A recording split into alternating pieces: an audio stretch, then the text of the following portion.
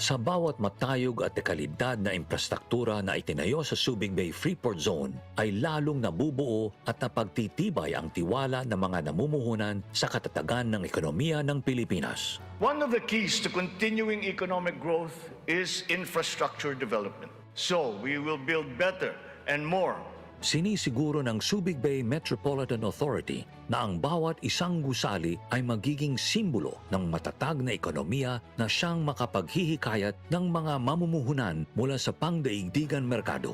Under the Philippine Development Plan, the SBMA is committed to provide quality infrastructure so that our stakeholders will be able to utilize this infrastructure in their business. We are committed to providing quality service so that movement of goods will be seamless and more efficient. We thank the President for the guidance and the leadership and the support so that the SBMA will be able to introduce plans and programs for the stakeholders. Ang tiwala ng mga namumuhunan sa Subic Freeport Zone ay isang makabuluhang aksyong patungo sa mas mayabong na bagong Pilipinas. Sa pamahalaang Marcos, ang bagong Pilipinas nakikita na. Sa nagbabagong Pilipinas, patuloy ang trabaho, patuloy ang pagbabago. Ang Pilipinas ngayon! Narito na ang pinakamainit na mga balita na nakalap sa bawat sulok ng bansa. Ihahatid sa bawat Pilipino saan man kayo sa mundo. Ang Pilipinas ngayon! Pakinggan ang bawat kaganapan sa bawat lalawigan. Ito ang Pilipinas ngayon!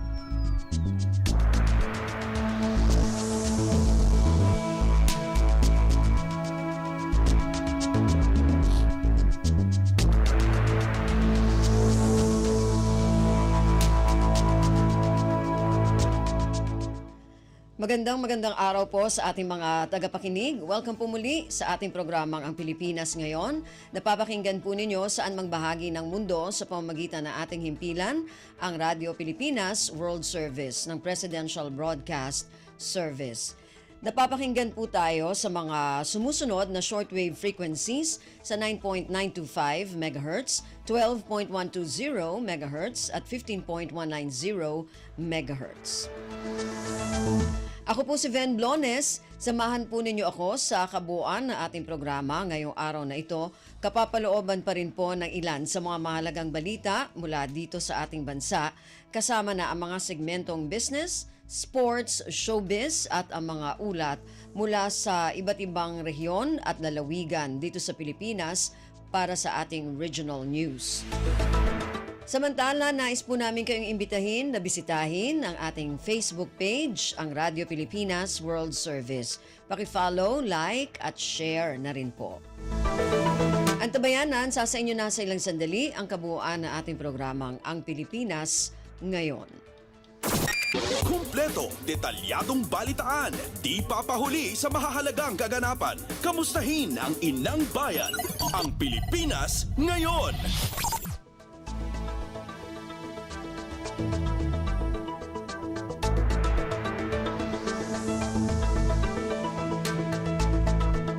Sa ating mga balita, Pangulong Ferdinand Romualdez Marcos Jr. iginiit na mayroong physical copy ng arrest warrant kay dating Pangulong Rodrigo Duterte mula sa International Criminal Court o ICC.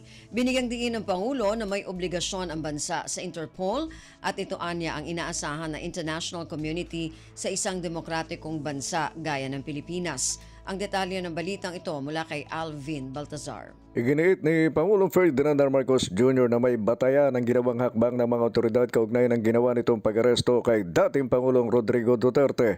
Sa presidential address ng Chief Executive, sinabi nitong mayroong physical arrest warrant laban sa dating Pangulo mula sa International Criminal Court na kanyang natanggap mula kay DILG Secretary John Vic Remulla. Masusian niya nilang binalik-balikan tingnan ng arrest warrant para maging batayan ng susunod na hakbang. There is a very clear document that will explain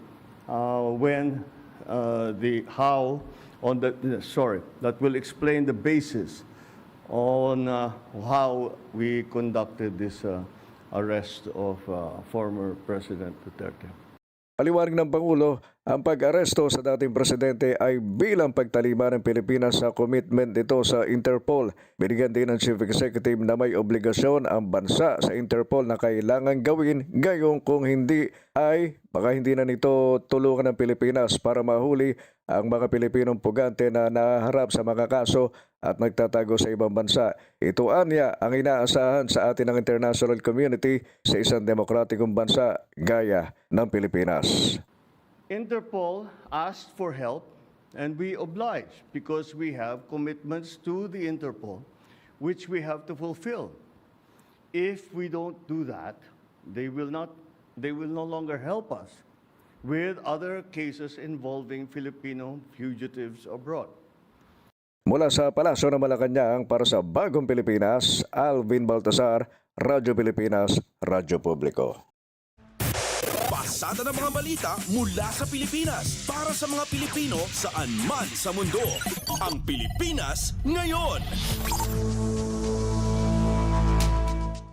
Regular, normal at nakabase sa batas ang ginawang turnover o pagsuko ng pamahalaan kay dating Pangulong Rodrigo Duterte. Makaraang ihain sa dating Pangulo ang warrant of arrest mula sa International Criminal Court o ICC dahil sa mga kasong paglabag sa sangkatauhan. Sa press briefing sa Malacanang, sinabi ni Communications Undersecretary Claire Castro na bagamat unang pagkakataon na ginawa ito ng Pilipinas, siniguro ng mga otoridad na lahat ng hakbang na ipinatupad ay nakabase sa itinatakda ng batas. Partikular na binanggit ng opisyal ang Republic Act No. 9851 o ang Batas ng Pilipinas na tumutukoy at nagpapanagot sa mga lumalabag sa international humanitarian law, genocide at iba pang krimen laban sa sangkatauhan. Nakasaad sa batas ang garantiya ng Pilipinas na siguruhin ang agaran at patas na paglilitis para sa mga individual na pinaghihinalaan o pinaratangan na lumabag sa international law. Sa kasalukuyan anya, wala pang natatanggap na impormasyon kung mayroon pang ibang pangalan na maaring haina ng warrant of arrest mula sa ICC. Gayunman, kung muli itong ipadadaan sa Interpol at muling hihilingin ng Interpol ang kooperasyon ng Pilipinas, ipatutupad niya ng pamahalaan ang kaparehong pamamaraan. Ang Pilipinas ngayon, kasama si Ben Blones. Hindi paghihiganti ngunit simula ng pagkamit sa hustisya. Ganito inilarawan ni dating Senadora Laila de Lima ang naging pag-aresto kay dating Pangulong Rodrigo Duterte ng International Criminal Court o ICC dahil sa umano ay paglabag sa crimes against humanity na iniuugnay sa kanyang madugong war on drugs. Ayon kay de Lima, siya mismo ay pinakulong ng 7 taon dahil sa mga gawa-gawa umanong kaso bunsod ng pagtuligsa sa giyera kontra iligal na droga. Ngunit ngayon panahon na niya para harapin ng dating Pangulo ang kanyang mga ginawa. Ayon kay de Lima, humarap siya sa korte dahil alam niyang siya ay inosente at walang itinatago. Kaya panahon din anya para sa dating Pangulo na humarap hindi sa court of public opinion kundi sa rule of law. Pasado alas 11 kagabi, araw ng Martes, tuluyang inilipad sa The Hague, Netherlands ang dating Pangulo para sa paglilitis. Kumpleto, detalyadong balitaan, di papahuli sa mahahalagang kaganapan. Kamustahin ang inang bayan, ang Pilipinas ngayon. Kinumpirma ng Office of the Vice President o OVP na umalis na ng bansa si Vice President Sara Duterte. Ayon sa OVP, umalis ang pangalawang Pangulo alas 7:40 na umaga, Miyerkules, sakay ng Emirates Airlines Flight EK337 patungong Amsterdam. Maliban dito, wala nang ibinigay na iba pang detalye ang tanggapan ng pangalawang Pangulo hinggil sa kanyang biyahe. Kagabi, sinabi ng Vice Presidente na susundan sa The Hague, Netherlands ang kanyang ama na si dating Pangulong Rodrigo Duterte. Ito'y paraan niya magsilbing abogado sa kasong Crimes Against Humanity na isinampa laban sa dating Pangulo dahil sa madugong war on drugs ng kanyang administrasyon. Pasada ng mga balita mula sa Pilipinas para sa mga Pilipino saan man sa mundo. Ang Pilipinas ngayon. Nakikipag-ugnayan ng Commission on Elections o COMELEC sa konsulado sa Hong Kong para imbestigahan ang umano ay vote buying sa Hong Kong. Sa panayam ng Radyo Pilipinas, sinabi ni COMELEC Attorney George o Chairperson Attorney George Garcia na kailangan na masinsinang alamin kung gaano katotoo ang impormasyon dahil madali lamang anyang gumawa ng post sa social media na iniimbento lang. Ayon kay Garcia, napakadami na rin ng mga fake news, disinformation at misinformation na lumalabas sa mga social media platform. Napakadali po mag-produce ng isang picture na palalabasin na ito'y nangyari samantalang hindi naman. Nangyari po yan sa amin dito sa Quezon City at saka sa Baguio na kung saan meron daw isang party list na namimili ng boto kung saan may pinakita na picture ng pera, 300 piso, tapos may mga nakapatong na membership card. Hinahanap namin kung nasaan yun. Wala namang sumisulpot na isang mga kababayan natin nagsasabing sila ay na-offeran. Samantala, sinabi ni Garcia na kailangang mabigyan ng impormasyon ang publiko hinggil sa disinformation. Karamihan anya sa mga gumagamit ng social media ay kinukonsidera na tunay na balita ang mga napapanood at nababasa dito. Hindi na po dinidistinguish kung balita yan, kung yan ay chismis lamang, kung hindi kinukonsider na balita. Ibig sabihin, yung ating mga mainstream media, minsan nasa-set aside, hindi na pagkakatiwalaan, samantalang dapat nga, binibigyan natin na napaka-importanting pagtitiwala yung mainstream media sapagkat napakataas po ng ethical consideration ng radyo, TV at saka dyaryo. Si COMELEC Chairperson Attorney George Garcia. Ang Pilipinas ngayon, kasama si Ben Blones. Isang babala ang pagkakasama ng Pilipinas sa listahan ng World Risk Index o WRI. Ito ay dahil kinukonsiderang mapanganib ang lokasyon ng isang bansa na napapasama sa nasabing listahan. Sa panayam ng Radyo Publiko Serbisyo, sinabi ni Office of Civil Defense o OCD Administrator Undersecretary Ariel Nepomuceno na dahil sa nasabing babala, kinakailangang maging handa ang publiko sa anumang maaring mangyari. Ayon kay Nepomuceno, taon-taon tinatamaan ang bansa ng malakas at mapanirang bagyo at bahagi din ito ng Pacific Ring of Fire. Sinabi pa ni Nepomuceno na madalas ang paglindol sa bansa dahil napapalibutan ng Pilipinas ng mga bulkan. Ngayon, ang pamahalaan naman natin ay assure everyone. Ginagawa po natin lahat ng makakaya natin kahit na marami po tayong limitasyon. Alam naman natin, hindi naman po tayo napakayamang bansa. Tayo ay struggling economy. Kaya isang paraan upang makapaganda tayo ng mas maganda, yung ating mga mamamayan mismo ay maging involved. Si OCD Administrator Undersecretary Ariel Nepomuceno. Kumpleto, detalyadong balitaan, di papahuli sa mahahalagang kaganapan. Kamustahin ang inang bayan, ang Pilipinas ngayon.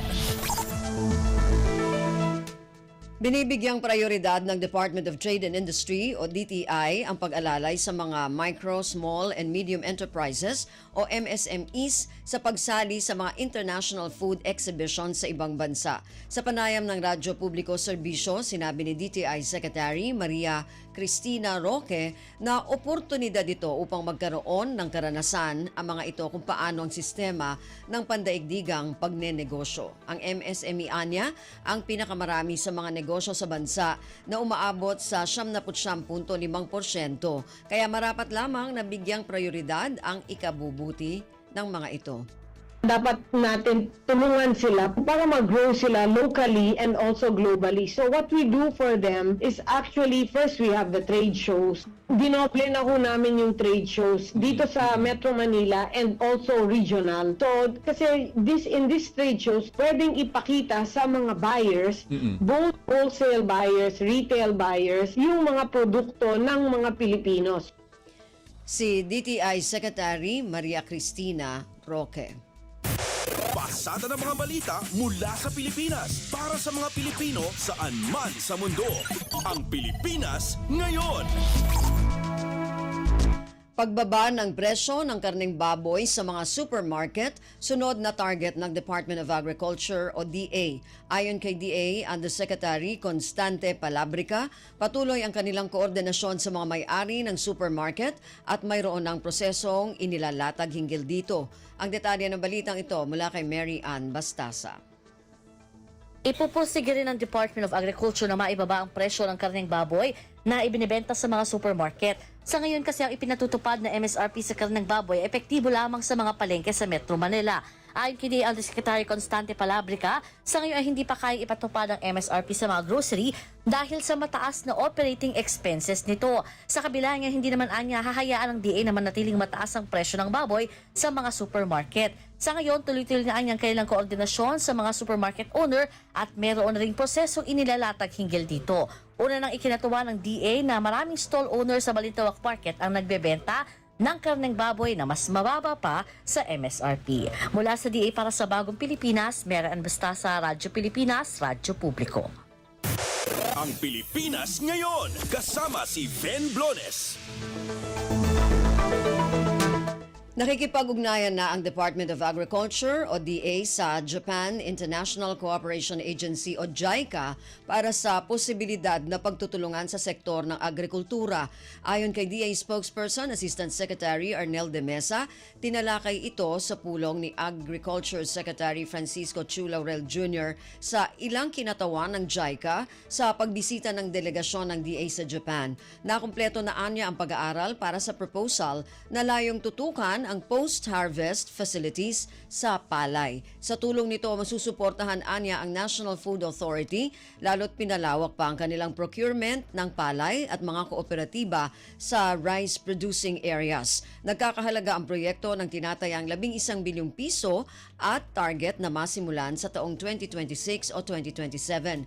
Bukod sa proyektong ito, ilan pa sa pakay ng DA sa Japan ang mapalakas ang export industry, lalo na sa mga produktong agrikultural.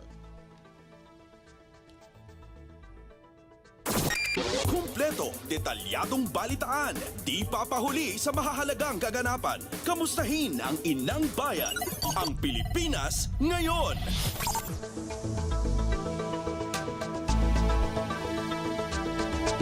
Kinumpirma ng Department of Health o DOH na ang Pilipinas ang may pinakamaraming kaso ng dengue ngayon sa Southeast Asia. Kabilang sa mga bansa sa Southeast Asia ang Brunei, Cambodia, Indonesia, Laos, Malaysia, Myanmar, Philippines, Singapore, Thailand, Timor-Leste at Vietnam. Ayon kay Health Secretary Dr. Teodoro Herbosa, 73% ang pagtaas ng dengue sa Pilipinas mula Enero hanggang Marso ng 2025 kumpara sa nakalipas na taon na katumbas ng 62,313.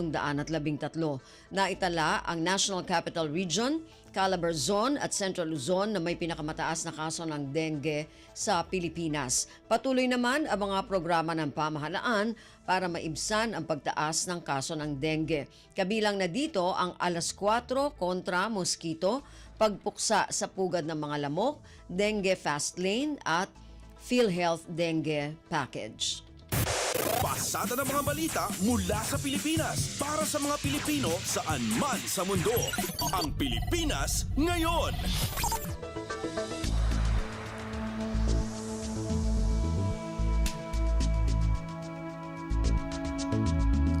Narinig po ninyo ang ilan sa mga pangunahing balita mula dito sa ating bansa. Samantala, antabayanan naman po ang mga balita mula sa iba't ibang rehiyon at lalawigan dito sa Pilipinas para sa ating regional news. Balita mula sa lalawigan sa bawat rehiyon ng ating bayan. Dito sa Ang Pilipinas Ngayon. Dumako na tayo sa ating regional news. Unahin natin ang mga balita mula sa rehiyon ng Luzon. Mula sa Dagupan, 85 negosyo sa center ng DTI sa Region 1 nakapagbibigay na ng serbisyo sa mga lokal na MSMEs. Ang detalye ng balitang ito mula kay Ricky Kasipit. Say panuporta at saray lokal ya micro, small and medium-sized enterprises o MSMEs at Rehiyon 1 sumansan siya ya prioridad ya Department of Trade and Industry o DTI Region 1. Unong DTI Region 1 OIC Regional Director Merly Membrere dyan sa kay ya press conference ka iba at saray programa ya Intarya so Negosyo Center ya saygit mato at say pangiter ya ease of doing business tal pangiter ya mainumay ya naala iran serbisyo para saray MSMEs ni Romni sa abitlan programa at mangi itermet ya libreng business counseling, training, tan market linkages manlapod saray business counselors. 80 tan limaran negosyo centers so mangi iter ya serbisyo natan at nanduruman parte ya Rehiyon 1 kay iba at abitlan bilang so 29 ya negosyo center at Pangasinan, 20 kada at Ilocos Norte tan Ilocos Sur, tan 16 jad La Union, jad saray ni Lucasan ya Business Center, 45 so mangi iter ya advanced service, 35 ya basic services, tan limaran full services. Manlalapod RP Dagupan City Pangasinan, aya si Ricky Kasipit para sa Radyo Pilipinas World Service. Balita mula sa lalawigan sa bawat rehiyon ng ating bayan. Dito sa Ang Pilipinas Ngayon. Maraming salamat, Ricky. Yan ang ulat mula sa Dagupan. Samantala, dumako naman tayo sa Bontoc. Katatagan, katapangan at kakayahan ng kababaihan tampok sa pagdiriwang ng Buwan ng Kababaihan sa Mountain Province. Ang detalye ng balitang ito mula kay Donna Kawis Balyo. Tampok iti Women's Month celebration dito yung Mountain Province ti panaka ipaganatgat ti kinatibker kinabanwar ken kakayanan dagiti babae tapno mapagtalinaed ti kapya ken urnos. Kastama ti panangaywan iti aglawlaw ken kinapateg ti akamda iti panagsustento iti kasapulan ti pamilya. Binigbig ni Police Provincial Office Director Colonel Ferdinand Oidok ti akam ti Bontoc Women's Brigade iti panangpatalinaed iti peace and order iti Bontoc. May isa nga inisyatiba ang nabigbig iti pagilian ken inspirasyon ti Philippine National Police.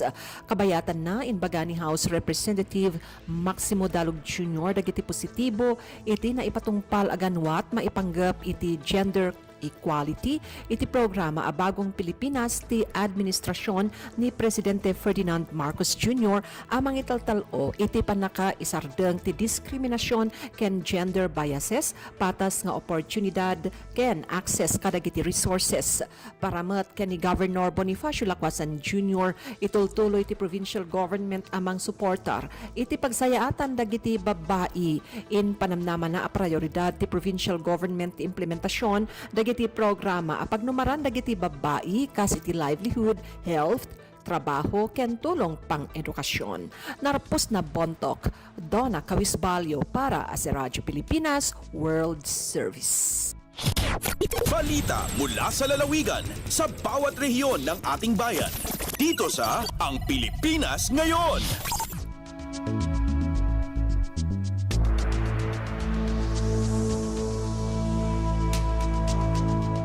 Maraming salamat, Donna. Yan ang ulat mula sa Bontoc. Samantala, dumako naman tayo sa Lucena, Department of Health, Center for Health Development, Calabarzon. Muling nagpaalala sa publiko laban sa heat-related illnesses. Updated guidelines sa pag-iwas sa extreme heat health impacts inilabas ng kagawaran. Ang detalye ng balitang ito mula kay Joshua Miguel. Nagpaalala muli ang Department of Health, Center for Health Development Calabarzon laban sa heat-related illnesses na maaaring maranasan ng publiko ngayon bunsod ng mataas na heat index na nararanasan sa bansa. Sa panayam ng Radyo Pilipinas Lucena kay Non-Communicable Disease Cluster Outcome Manager Dr. Justine Villaflor ng DOH CHD4A, sinabi niyang sa mga matataas na temperatura maaaring maranasan ng heat cramps o pamumulikat at heat exhaustion o pagkahapon na mayroong mga sintomas tulad ng pagkapagod, pagkahilo, pananakit ng ulo at pagsusuka. Nagpapataas anya ang matagal na pagkakalantad sa init ng posibilidad ng heat stroke, isang seryosong kondisyon na may pagkawala ng malay, pagkalito o kaya ay mga seizure o kumbulsyon.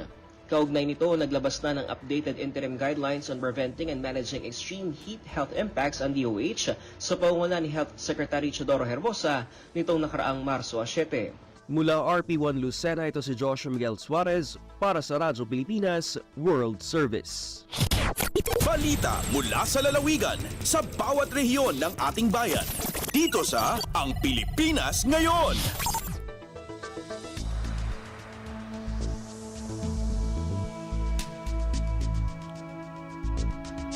Maraming salamat, Joshua. Yan ang ulat mula sa Lucena.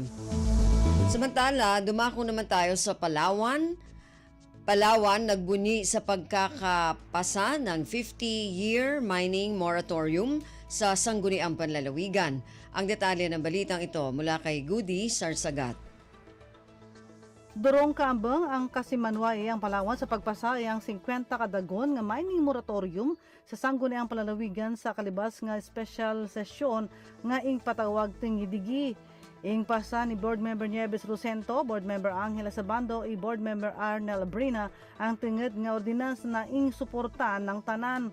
Kung mapirman din nga ni ang ingkukon nga ordinansa ni Palawan Governor Denny Socrates, malilibre sa pagdistroso ang sobra sa darwa kagatos garibong ektaryang kakawyan ni ang Palawan nga target ang mga minahan. Sa dadi, may 77 pending ig new mining application ng Palawan, ig 12 sa syudad ang Puerto Princesa nga hindi rin madadawyunan kinungod sa nasambit nga moratorium ordinance nga inaprubahan ang tanan nga lokal ang lalawigan. Nakundin nga lagi ni Palawan Governor Denny Socrates ang ingkukon nga ordinansa matapos nga magpanukala ang mga partisipante ang mining nga magsumiti o summit iyang 25 kadagon nga moratorium sa pagmimina sa Palawan. Alindigi sa Puerto Princesa, Palawan, Goody Sarsagat para sa Radyo Pilipinas World Service. Balita mula sa lalawigan sa bawat rehiyon ng ating bayan. Dito sa Ang Pilipinas Ngayon.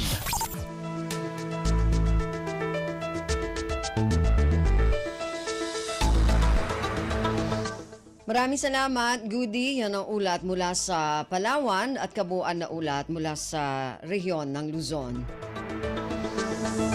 Samantala, dumako naman tayo sa rehiyon ng Kabisayaan mula sa Calbayog. 57.85 milyong piso na flood wall sa bayan ng San Jorge, Samar, natapos na ang konstruksyon. Ang detalye ng balitang ito mula kay Suzette Pretencio. Nauman na sa Department of Public Works and Highways o DPWH Samar 1st District Engineering Office ang pagtukod sa flood wall sa Gandara River sa Barangay Blanca, Aurora sa bungtosan San Jorge sa probinsya San Samar. Ini nga proyekto may kabugusan nga kantidad nga 57.85 million pesos nga ginpondohan sa ilarom sa General Appropriations Act o GAA para sa tuig 2024. Ang bag-o nga flood control structure may kahilabang nga 180 meters, ngan kahitaas nga 9 meters, upod na ang walkway nga may adagihapon kahilabang nga 180 meters, ngan kaluag nga 1 meter. Magpupugong ang proyekto sa pag-awas ng tubig tikang sa salog, labi na sa panahon sa maraot nga panahon ngan makusog nga pag-inuran.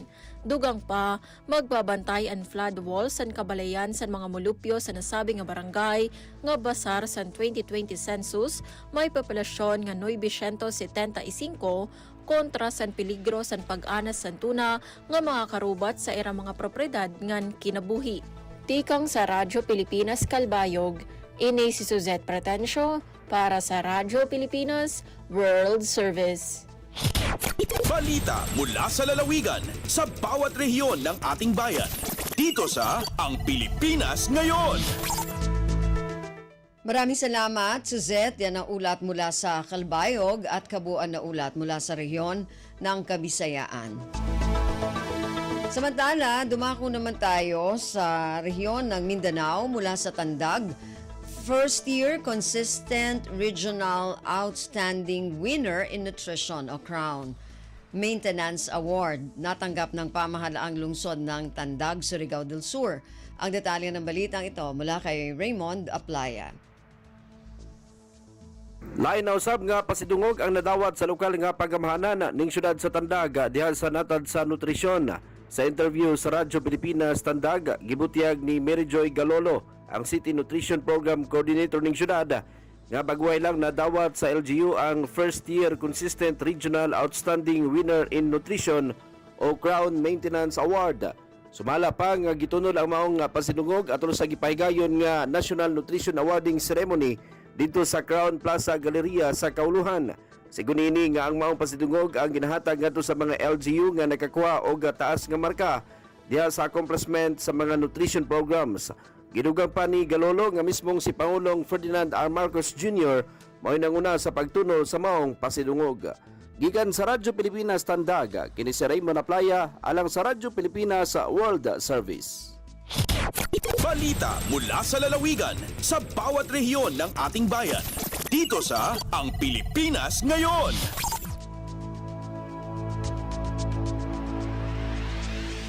Maraming salamat, Raymond, na naulat mula sa Tandag. Samantala, dumako naman tayo sa Holo. Libreng iftar inilunsad sa Mindanao State University o MSU Sulu. Ang detalye ng balitang ito mula kay Fatma Gino. Nagapaon ni nga Muslim Students Association at MSA sinamuna muna libre iftar at pagpabuka program Mindanao State University Sulu Capital Site Barangay Bangkal Patikul Dia Binaybayan Sinalupa Sug. Ina program ini amin piagauhanan sin MSA hatulong tamang sin Office of Auxiliary Service amin dimi libre pagkaon ang mga Muslim students sa supaya dungan-dungan makapag-iftar at makapagbuka abulan yan Ramadan. Maksud sina program ini supaya pakusukon in palsupatan ibang paghambuo kalom sina kauman si mga Muslim students. In kamumpaatan na nasabot pakaradyaan, hambog pagpakita sina panukuhi sin university ha mga kakunahan si mga batay school nila. Nagasarang school day sabihan in MSA kan MSU Sulu, Chancellor Nagder Abdurrahman, hapamawag buhihay ni nasabot initiative. In panghambukihay ni amin dimildan na kamumpaatan ha nasabot pakaradyaan. Dahil nga RP Holo, Fatma Adlicino, para Radyo Pilipinas World Service. Balita mula sa lalawigan sa bawat rehiyon ng ating bayan. Dito sa Ang Pilipinas Ngayon. Maraming salamat, Fatma. Yan ang ulat mula sa Holo at kabuuan na ulat mula sa rehiyon ng Mindanao. Narinig po ninyo ating regional news. Ngayong araw na ito, kalipunan ng mga balita mula sa iba't ibang rehiyon at lalawigan dito sa Pilipinas. Samantala, antabayan na naman po ang ating mga segmentong business, sports at showbiz.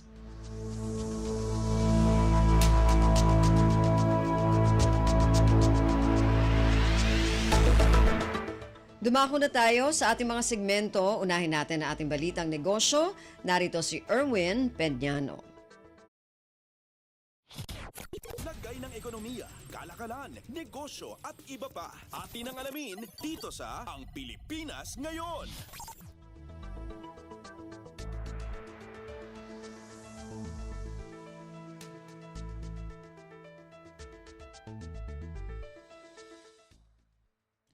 Magandang araw, narito na ang mga nangunang balita sa larangan ng pagninegosyo at kalakalan.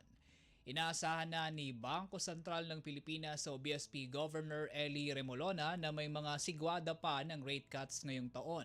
Sa isang pulong balitaan, sinabi ni Remolona na kasalukuyan pa rin nasa easing cycle ang Monetary Board at ang pagbabawas sa rate ay on the table sa board meeting sa susunod na buwan.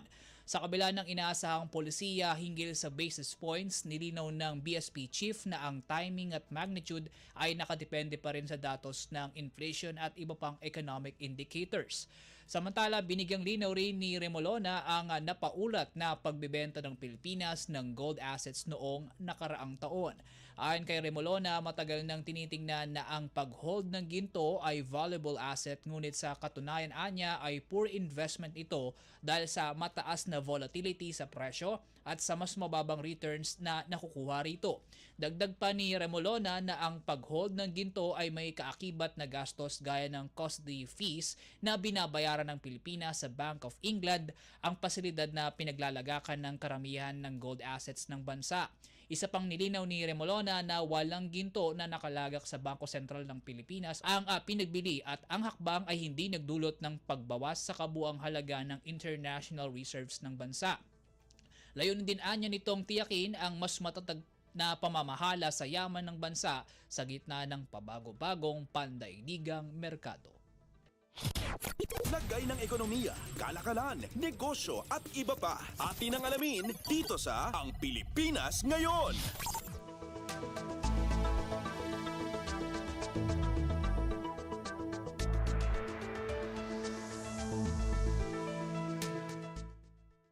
Sa iba pang balita, mas pinalalakas pa ng pamahalaan ng Pilipinas ang partnership nito sa SpaceX sa layong mas mapalawak pa ang satellite broadband access sa bansa at sa pag-explore sa mga inisyatibong pangkalawakan. Pinangunahan ni Trade Secretary Maria Cristina Roque ang inisyatiba mula sa ginawa nitong pagbisita sa SpaceX headquarters sa Hawthorne, California kamakailan. Sa pulong ni Secretary Roque sa SpaceX executives na pag-usapan ng pagpapa-improve pa sa internet connectivity sa Pilipinas sa pamamagitan ng satellite internet service ng SpaceX na Starlink. Ayon sa DTI chief, sa pamamagitan ng pinahusay na internet connectivity ay mas mapalalakas ang mga negosyo, edukasyon at paghahatid ng serbisyo ng pamahalaan sa mga liblib na lugar sa bansa. Matatandaan na ang Pilipinas ang unang Southeast Asian country na nag-adopt sa Starlink, kung saan sa kasalukuyan ay nakapag-establish na ito naglampas sa 100,000 subscribers at 13 ground gateway sites. Nakapag-deploy na rin ito ng 30,000 terminals dahilan para makapaghatid ito ng internet access sa mga lugar na may kakulangan sa fiber infrastructure.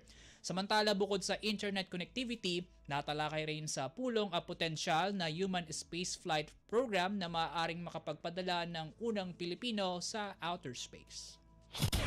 Lagay ng ekonomiya, kalakalan, negosyo at iba pa. Atin ang alamin dito sa Ang Pilipinas Ngayon.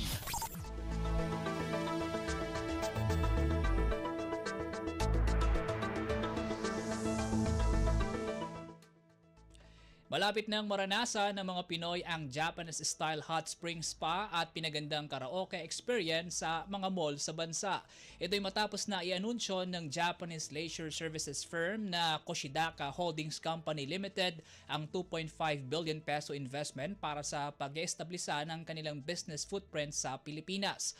Ayon kay Trade Secretary Maria Cristina Roque, dadalhin ng Koshidaka sa Pilipinas ang onsen-style spa at ang kanilang karaoke business maging ang kanilang fitness studios para sa mga kababaihan. Sa kasalukuyan anya ay nag-i-scout na ang Japanese firm para sa unang 30 lokasyon nito sa Pilipinas bago palawigin sa 100. Ang Koshidaka ay isa sa 13 Japanese firms at business organizations na nakapulong ni Secretary Roque sa kanyang follow-through investment mission sa Japan kamakailan. Una nang sinabi ng Koshidaka na ang kanilang expansion ay bahagi ng kanilang inisyatibo salig sa kanilang Southeast Asia Growth Strategy at buhat sa malaking market at economic development sa Pilipinas. Ang Koshidaka na may mahigit 600 outlets sa Japan ang nasa likod ng sikat na karaoke chain na Karaoke Manikineko at One Kara, gayon din ang bathhouse business na Maneki no You. Lagay ng ekonomiya, kalakalan, negosyo at iba pa. Atin ang alamin dito sa Ang Pilipinas Ngayon.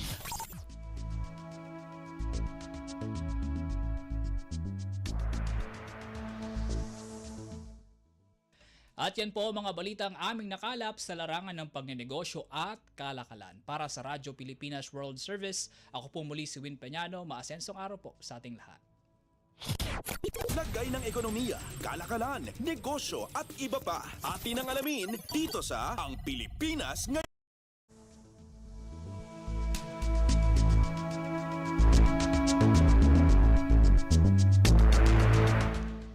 Maraming salamat, Erwin. Yan ang ating balitang negosyo. Samantala, para sa ating balitang pampalakasan, narito naman si Leo Magpayo. Updates at pinakahuling mga usapin sa mundo ng palakasan. Atin ang pakinggan dito sa Ang Pilipinas Ngayon. Magandang araw. Narito na po ang sports balita. Lalahok si world number 4 pole vaulter EJ Obiena sa Mondo Classic na gaganapin sa IFU Arena sa Uppsala, Sweden itong Huwebes, na layunin ay magpalakas lalo na't parating na ang outdoor season na magsisimula sa Xiamen, China sa Abril 26. Ang Mondo Classic na isang indoor event ay lalahokan ng mga magagaling na vaulters sa buong mundo na gagawin sa gala format sa isang track na nakalagay sa gitna ng stadium para bigyan ng pagkakataon ang mga manonood na bigyan ng magandang tanawin para sa mga kaganapan pagdating ng gabi. Ito na ang ika-4 na edisyon ng kompetisyon na pinangalanan kay world number 1 at world record holder Mondo Duplantis na layunin na basagin ang sarili niyang record sa harap ng kanyang mga kababayan. Pagkatapos ng 4 na buwan na pagpapahinga dahil sa isang stress fracture sa kanyang spine, bumalik sa aksyon si Obiena nitong Enero para subukang mag-qualify para sa World Indoor Athletics Championships na gaganapin sa Nanjing, China. Kasalukuyang nakasali na si Obiena sa 6 na kompetisyon, subalit hindi pa rin niya naaabot ang 5.85 meter qualifying mark. Ang kanyang ika-6 na pagtatangka ay noong Pebrero 22 sa Estonia. Nagtapos ito sa unang pwesto, subalit natalon niya lamang ang 5.65 meters. Sinabi ni Obiena na wala gaanong kakaiba sa pag-vault sa indoors o outdoors. Para sa kanya, ani Obiena, magsisimula ang outdoor season sa Diamond League sa Xiamen. Binubuo ng 14 na serye ng events ang Diamond League kung saan naglalaban-laban ang mga atleta para sa mga puntos para magkwalipika sa 2 araw na finals sa Zurich na nakatakda sa Agosto 27 at 28.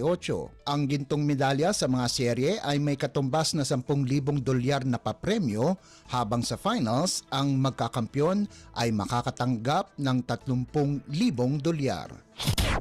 Updates at pinakahuling mga usapin sa mundo ng palakasan. Atin ang pakinggan dito sa Ang Pilipinas Ngayon. Mabibigyan ng pagkakataon sa wakas si Carl James Martin na ipakita ang kanyang kakayahan sa pinakatanyag na pinagdadausan ng laban ng boxing na sa Las Vegas at makakalaban niya si Jose San Martin ng Colombia itong darating na Marso 22 na gaganapin sa Mandalay Bay sa Las Vegas, Nevada. Pagkarang talunin ang kanyang 2 kalaban sa Mexico nitong nakalipas na taon, ang 25 anyos na tinaguriang Wonder Boy mula Lagawe sa Ifugao ay lalaban sa isang 10-round na non-title super bantamweight bout na magpapalakas ng kanyang potensyal para maging title contender. Ayon kay Martin, ito raw ay isang pangarap na nagkatotoo dahil bata pa lamang siya ay napapanood niya na ang mga magagaling na boksingero na lumabas sa Las Vegas kasama na si Filipino boxing icon Manny Pacquiao. Tinalo ni Martin si Anthony Jimenez Salas ng Mexico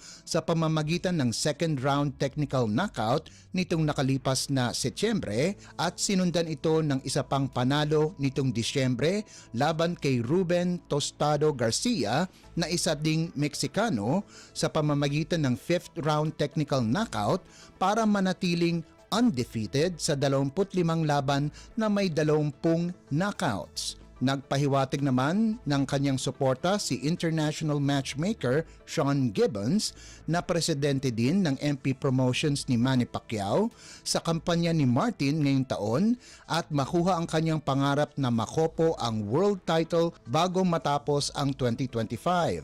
Subalit ang boksingero mula Barranquilla, Colombia na kinalaban na ang ilang top boxers katulad ni na dating World Boxing Organization o WBO Super Bantamweight Champion Emmanuel Navarrete at Elijah Pierce ay gutom na din mahawakan ang world title. Tunay na magiging pagsubok ang Colombian para kay Martin na may hawak na 35-9-1 win-loss draw record na may 21 knockouts.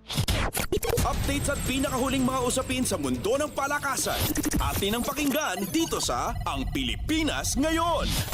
Binigyan ng pagkakataon si Camille Clarin na minsan lang mangyari sa kanyang buhay na makatabi ang New York Liberty Guard Sabrina Ionescu sa isang panel discussion sa The Nike Fort sa Bonifacio Global City para pag-usapan ang lahat ng tungkol sa basketball. Para sa sikat na player ng National University, ito ay isang pagkakataon para matuto sa isang WNBA champion at Olympic gold medalist at isa sa mga mukha ng women's basketball sa Estados Unidos at sa buong mundo. Sa panayam kay Clarin, pagkatapos ng diskusyon, sinabi niya na isang buwan siyang parang nasa alapaap. Kinuwento ni Clarin kay Ionescu ang istorya ng kampanya ng Lady Bulldogs sa UAAP Season 87. Kasama din sa panel si Lasal Women's Basketball Head Coach Cholo Villanueva at PBA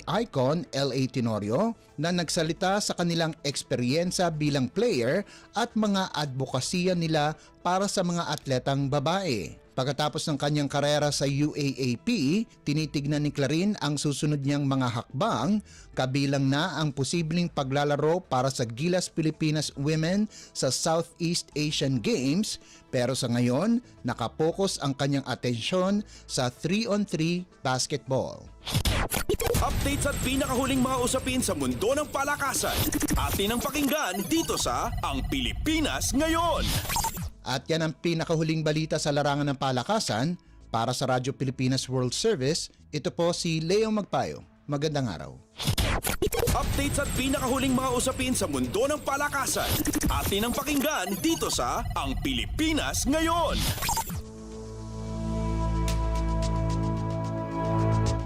Maraming salamat, Leo. Yan ang ating balitang pampalakasan. Samantala, para sa mga nag-aabang ng mga chismis mula sa mundo ng showbiz, para sa ating showbiz balita, narito naman si Stephanie Vicente. Ang latest, ang hottest sa showbiz and entertainment. Heto na sa Ang Pilipinas Ngayon. Magandang araw! Nagbabalik ang paboritong segmento ng mga chismoso at chismosa, ang segmentong Balitang Artista. Narito muli ang iyong chikadora Steph Vicente upang ihatid ang mga pinakamaiinit na showbiz balita para sa araw na ito. Hindi ko na patatagalin pa ang ating introduction at simulan na natin ang ratsyada ng mga chika. Ang latest, ang hottest sa showbiz and entertainment. Heto na sa Ang Pilipinas Ngayon. Oo, mahal natin pero sobrang mali ang manakit, babae tayo, may karapatan tayo. Yan ang hugot ni DJ Jelly Au sa ginawang pambubugbog umano sa kanya ng ex-fiancé na si Jam Ignacio. Nilinaw ng content creator ang balitang iaatras na raw niya ang mga kasong isinampa niya laban kay Jam matapos ang mapait na sinapit sa kamay ng dati niyang boyfriend. Sa pamamagitan ng kanyang Facebook page, ipinost ni Jelly ang paglilinaw hinggil sa mga reklamong inihain niya sa National Bureau of Investigation o NBI. Quote-unquote, sa mga nagtatanong, yes po, tuloy na tuloy ang kaso, hindi pwedeng ganon-ganon na lang. Ano siya, sinuswerte? Alam ko madaming nasaktan dyan, natatakot lang magsumbok o magsumbong at mahal kasi nila. Oo, mahal natin, pero sobrang mali, manakit. Babae tayo, may karapatan tayo. Yan ang message ni Jelly. Bukod dito, pinabulaanan din ni Jelly ang isang Facebook post na nagsasabing posible niyang patawarin ang dating fiancé sa kabila ng mga ginawa sa kanya. Sa kanyang IG story, ipinost ni Jelly ang screenshot ng nasabing FB post na nakakot sa kanya na may kaugnayan sa pagpapatawad. Kalakip nito ang litrato ng DJ na bugbog sarado ang muka. Mababasa sa quote card na sinabi umano ni Jelly Au, quote-unquote, kung talagang nagsisisi at magbabago, bakit hindi ba? Gano'n naman kapag nagmamahal, lulunukin mo yung ego and pride mo just to be happy.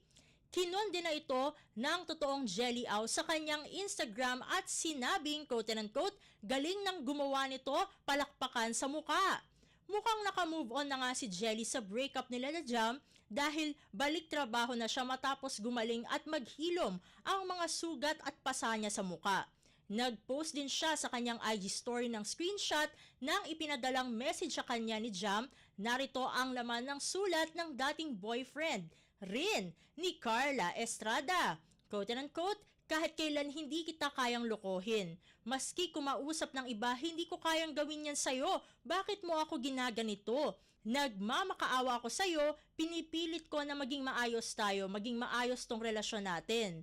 Nangangarap ako para sa atin, para sa pamilya mo na tinuturing ko na din na pamilya. Bakit mo ako ginaganito? Bakit? Sige lang, Jelly, sige lang. Hindi ko na alam, hindi ko na alam. Say naman ni Jelly sa caption ng kanyang post, quote and unquote, anong gagawin ko? At Jam Ignacio. Ang latest, ang hottest sa showbiz and entertainment. Heto na sa Ang Pilipinas Ngayon. Samantala sa lahat ng gustong manligaw sa kapamilya actress at content creator na si Ivana Alawi, may ilang qualities siyang hinahanap sa kanyang future jowa. Bukod sa mabait at humble, kailangan daw na may puso rin ang kanyang magiging partner sa pagtulong sa mga kababayan nating nangangailangan.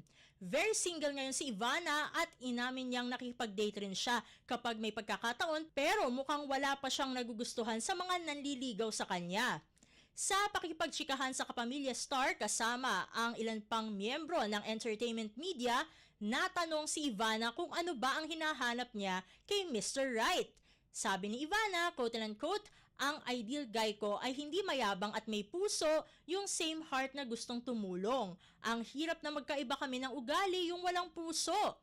Ni-reveal din ng dalaga na lahat ng naging relasyon niya ay nauwi lang sa hiwalayan dahil kung hindi raw liar ay manloloko ang nagiging partner niya. Pag-amin ni Ivana, quote and unquote, 3 years yung pinakamatagal, nag-break kasi sinungaling at cheater. Samantala, mariing sinabi ni Ivana na hindi siya pinagbago ng panahon sa kabila ng estado ng kanyang buhay at karir ngayon. Paano niya napanatili ang kanyang mga paa sa lupa sa kabila ng kanyang kasikatang tinatamasa? Ang sagot dyan ni Ivana, quote and unquote, huwag mong ilagay sa ulo mo, yun. Huwag mong ilagay sa ulo mo. Kung ano man ang nangyayari, sumisikat ka. Ang importante ay huwag mong ilagay sa ulo mo.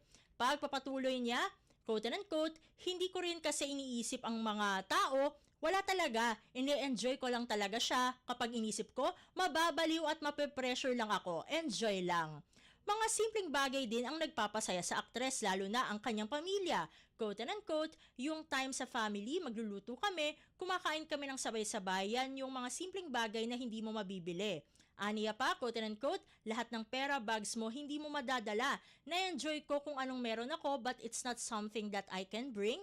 Yung pinaka-importante ay yung pamilya ko kasi sila yung nasa hospital nung time na hirap ako. Nang tanungin kung gaano na siya ka-rich, quote and unquote, mayaman ako sa pagmamahal sa pera, yung pera mawawala rin yan. Contented ako kung anong meron ako. At sa tanong kung pumapatol pa rin ba siya sa mga basher at haters sa social media, ito ang sagot niya. Quote and unquote, kapag tungkol sa pamilya, sumasagot ako. Pero kapag sa sarili ko, wala naman akong pakialam. Ang pinakaayaw ko ay yung tungkol sa kapatid ko. Ever since po, wala naman akong pakialam sa bashers, deadma. Kung gusto nilang mambash, deadma. Wala ka namang magagawang perfect para sa kanila. Ang iniisip ko ay yung mga nagmamahal sa akin at kung paano ako makatutulong. Sa bashers, wala naman akong pakialam. Yan ang say pa ni Ivana. Ang latest, ang hottest sa showbiz and entertainment. Heto na sa Ang Pilipinas Ngayon. At sa pagtatapos ng ating segmento, naranasan ng kapuso actor at lead star ng seryeng Mga Batang Riles na si Miguel Tan Felix ang kanyang first heartbreak sa edad na 14.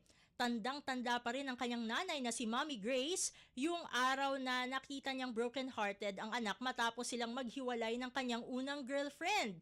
Natatawang binalikan ito ni Mommy Grace na sikat na rin ngayon dahil sa kanyang mga viral video sa TikTok sa interview sa kanila ni Miguel ni Tony Gonzaga para sa YouTube channel nito. Sinabi ni Mommy Grace na bata pa lamang ang anak ay talagang close na sila at lahat daw ay sinasabi at ipinagtatapat sa kanya ni Miguel. Quote and unquote, though lahat naman ng naging girlfriend niya naging okay sa akin kasi mababait naman silang lahat. Basta sa akin, kung sino naman ang gusto ng anak ko, gusto ko rin naman basta may limitasyon. Halimbawa, bawal gumimik ng sobrang gabing-gabi na, magpapaalam, mag-update kung nasan ka, kung sinong kasama mo. Hindi naman ako strict, pwede naman siyang mag-girlfriend basta mag-enjoy lang kayo, gawin yung inspirasyon yung isa't isa. Yan ang chika ni Mommy Grace. Kasunod ito, ay ikinuwento nga ni Mommy Grace ang unang pagkabigo ng anak sa pag-ibig sa edad na 14. Ito ay nang magkahiwalay sina Miguel at ang kapwa niya kapuso star na si Barbie Forteza. quote and unquote, hay naku, natatawa ako nung unang heartbreak niya. Si Barbie Forteza pala, batang-bata pa talaga siya noon. Naalala ko, nagkasalubong kami sa hagdan, sabi niya, Mami, nag-break na kami, umiyak siya, natatawa ako. Ikinuwento ko nga agad sa mother ko, sa biyanan ko. Yan ang pambubuking ni Mommy Grace kay Miguel. Tanong sa kanya ni Tony, quote and unquote, ano yung sinabi mo nung nakita mong umiiyak na yung anak mo? Natatawang tugon ni Mommy Grace, quote and unquote, wala ang sabi ko. Talaga? Gumanon lang ako. Parang hindi naman kasi seryosohan Kasi pagkatapos niya umiyak, naglalaro na siya ulit. Kung ating matatandaan sa panayam sa Fast Talk with Boy Abunda noong February 9 ng taong 2023, first time inamin ni Miguel in public na naging magjowa sila ni Barbie. Bukod kay Barbie, naging jowa rin ni Miguel sina Bianca Umali at Kailin Alcantara. Sa ngayon ay exclusively dating si Miguel at ka-love team niyang si Isabel Ortega. Ang latest, ang hottest sa showbiz and entertainment. Heto na sa Ang Pilipinas Ngayon. Naku, konti lang ang oras natin para sa ating segmentong Balitang Artista. Maraming salamat mga kachismis para sa inyong pakikinig sa ating segmento. Ako muli ang inyong chika Dora, Steph Vicente para sa Radyo Pilipinas World Service. Ang latest, ang hottest sa showbiz and entertainment. Heto na sa Ang Pilipinas Ngayon.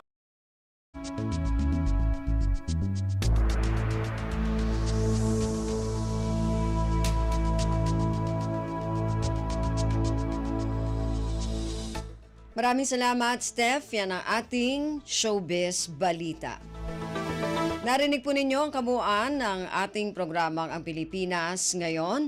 Magpapasalamat muna tayo sa mga nakasama natin sa ating programa ngayong araw na ito. Sa ating mga executive producer, kina Jerome Toledo at Stephanie Vicente. Sa mga kasama natin sa ating technical side, kina Milo Jonella, Susan Naison, Hero Lucero, ang ating intern kay Henry Doblas at kay Anthony Pimentel.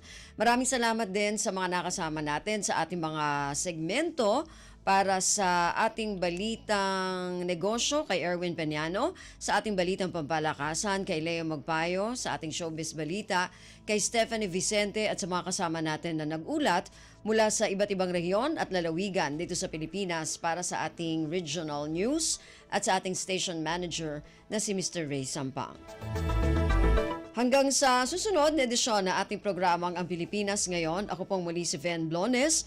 Maraming salamat po at mabuhay po tayong mga Pilipino. At yan ang Pilipinas Ngayon. Muling samahan si Ven Blones sa parehong oras at alamin ang pinakahuling mga kaganapan at balita saan man kayo naroon. Ang Pilipinas Ngayon.